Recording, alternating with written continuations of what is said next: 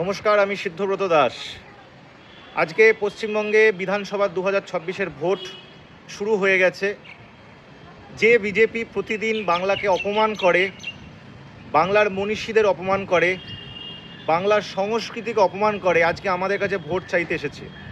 যে বিজেপি বিদ্যাসাগরের মূর্তি ভাঙে, যে বিজেপি বঙ্কিমচন্দ্র চট্টোপাধ্যায়ের নাম বলতে পারে না, যে বিজেপি মোহনবাগান এবং ইস্টবেঙ্গল এই বিশ্বমানের ফুটবল ক্লাব, বাঙালির ঐতিহ্য গর্ব, তাকে বলে মোহন বেঙ্গন আর ইস্ট বেঙ্গন, যে বিজেপি বাঙালিকে বাংলাদেশি বলে, যে বিজেপি বাংলার মানুষকে যখন বিজেপি শাসিত রাজ্যে তারা যায় সেখানে তাদেরকে পেটায়, তাদেরকে জেলবন্দি করে, তাদেরকে বহিরাগত বলে পেল অর্ডারে করে বাংলাদেশে পাঠিয়ে দেয়, সেই বিজেপিকে আগামী বিধানসভা ভোটে যোগ্য জবাব দিন।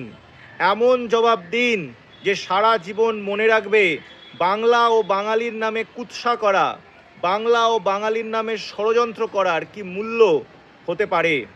যে বিজেপি 2021 সাল থেকে বাংলার মানুষের ন্যায্য টাকা, হকের টাকা আটকে রেখে দিয়েছে, 100 দিনের টাকা থেকে, আবাস যোজনার টাকা থেকে, স্কুলের টাকা থেকে, চিকিৎসার টাকা থেকে, রাস্তার টাকা থেকে শুরু করে সব কিছু থেকে বাংলাকে বঞ্চিত করেছে, ইকোনমিক ব্লকেট করেছে, এই বিধানসভায় তাকে যোগ্য জবাব দিন। যেই বিজেপি আমাদের বিরুদ্ধে ষড়যন্ত্র করে চলেছে, এসআইআরের নামে 1,25,00,000 বাঙালিকে বিচারাধীন করে তাদের ভোটাধিকার কেড়ে নিতে চাইছে, সেই বিজেপিকে যোগ্য জবাব দিন। যেই বিজেপি বাঙালিকে উই পোকা বলে, যেই বিজেপি বাঙালিকে ডিটেনশন ক্যাম্পে ঢোকায়, সেই বিজেপিকে যোগ্য জবাব দিন। যেই বিজেপি বাঙালির মাছ ভাত কেড়ে নিতে চায়, যেই বিজেপি বাঙালিকে নিরামিষ ভোজি করতে চায়, সেই বিজেপিকে যোগ্য জবাব দিন।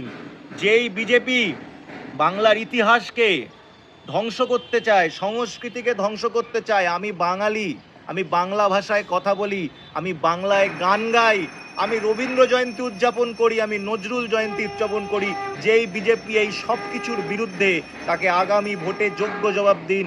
এমন দুটো গালে দুটো চর মারুন যে গালের দাগ বহু যুগও সে গাল থেকে না যায়।